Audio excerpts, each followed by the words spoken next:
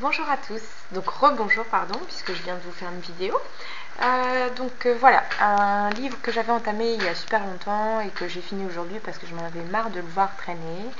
Donc c'est Le Second Souffle de Philippe Pozzo di Borgo. Voilà, donc le film qui a inspiré l'histoire qui a inspiré le film Intouchable, donc d'Eric Toledano et Olivier Nakache. Donc voilà, il se présente comme ceci. Donc je vais enlever, hop, ça. Donc c'était un film très très bien. J'ai adoré ce film, franchement.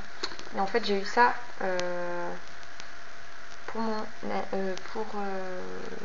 je sais plus d'ailleurs. J'ai eu ça comme cadeau, voilà. Donc je vous lis la 4e de couverture. Il est insupportable, vaniteux, orgueilleux, brutal, inconstant, humain. Sans lui, je serais mort de décomposition. Abdel m'a soigné sans discontinuité, comme si j'étais un nourrisson. Attentif aux moindres signes, présent pendant toutes mes absences, il m'a délivré quand j'étais prisonnier, protégé quand j'étais faible. Il m'a fait rire quand je craquais, il est mon diable gardien. L'histoire vraie de la rencontre improbable du riche privilégié tétraplégique et du jeune beurre de banlieue a inspiré les réalisateurs Olivier Nakache et Eric Toledano pour leur nouveau film Intouchable avec François Cluzet et Omar Sy. Voilà, donc je vous lis la petite biographie. En 1993, Philippe Pozzo di Borgo est directeur délégué des Champagnes Pommery, groupe LVMH, lorsqu'une chute en parapente le laisse tétraplégique. Il a 42 ans. Héritier de 2 grandes familles françaises, il découvre l'exclusion à la suite de cet accident. Abdel, issu de l'immigration, devient son diable gardien et le maintient en vie pendant 10 ans, entre drame et farce. Voici la nouvelle édition augmentée du récit des 10 premières années qui inspira le scénario du film. Voilà.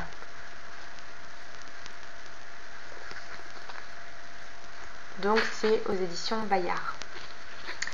Alors, le livre. Alors j'étais un peu déçue par ce livre parce que je pensais vraiment que ça allait être l'histoire que j'ai vue que j'ai vue dans Intouchable. Ceci dit, en fait, ce sont des bribes de sa vie qui ont inspiré le film et c'est tout à fait différent. Donc c'est pour ça j'étais déçue, j'essaye de me détacher du film.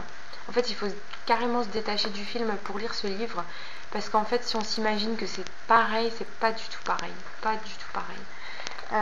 En fait, moi, je pensais voir la relation donc, entre Abdel et puis le tétraplégique, mais on ne retrouve que cette relation qu'à certains moments du livre. Donc en fait, on rencontre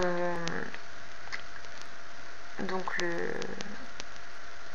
le narrateur qui donc vit avec Béatrice, qui devient malade, qui a le cancer, je crois.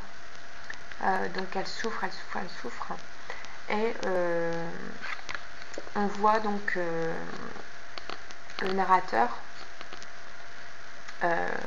qui fait du parapente, etc. Et il va donc avoir cet accident qui le rendra tétraplégique.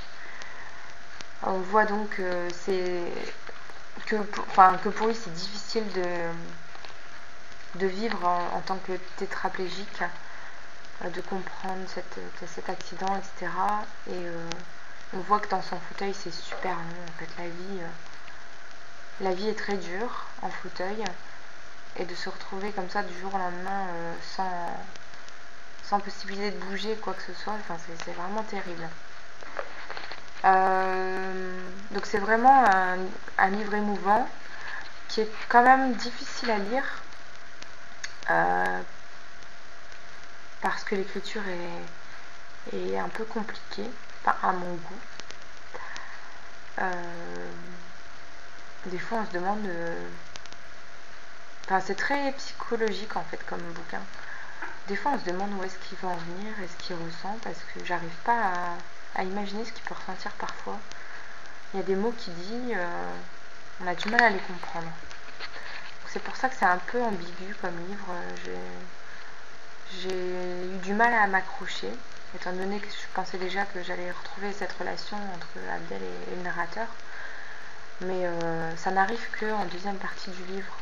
La deuxième partie, donc, qui s'appelle Le diable gardien, qui parle plus des relations entre Abdel et le narrateur.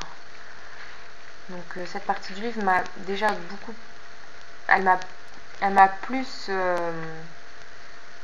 plu que la première partie du livre où on voit le mal-être qui entre dans le narrateur, enfin qui touche le narrateur, quoi. C'est vraiment incroyable. Voilà. Donc on va voir aussi le fait qu'il va dans les hôpitaux avec d'autres malades, etc. C'est vraiment un monde affreux en fait. On voit, c'est vraiment bien décrit, tout ce qu'il ressent, etc.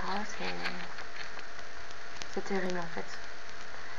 Voilà, donc je vais m'arrêter là pour mon avis sur ce livre. J'ai bien aimé, mais je suis quand même déçue parce que je pensais vraiment avoir l'histoire du film. Ceci dit, il y a un autre livre qui est paru. Je ne sais plus le titre, mais là je pense que c'est l'histoire du film qu'on attend. Voilà. Et de ce que j'ai lu sur les avis sur Livre Addict, il y en a qui ont abandonné, chose que j'ai failli faire, mais comme je vous ai déjà dit, j'abandonne jamais mes livres. Je les lis jusqu'au bout, même s'il me faut du temps pour les lire. Mais les avis des autres sont pas terribles en fait. Voilà. Je pense qu'on s'attendait tous à voir le livre du film. Étant donné qu'on est allé voir le film, on a voulu lire le livre. Et en fait, c'est deux choses tout à fait différentes. Voilà. Donc si vous voulez le lire, ne vous fiez pas au film. C'est un conseil que je vous donne. Sinon, vous allez être très déçus. Voilà. Bon. Eh bien, je vous dis à bientôt pour une troisième vidéo sur, cette fois-ci, une BD que j'ai lue aujourd'hui. Voilà. Ciao, ciao.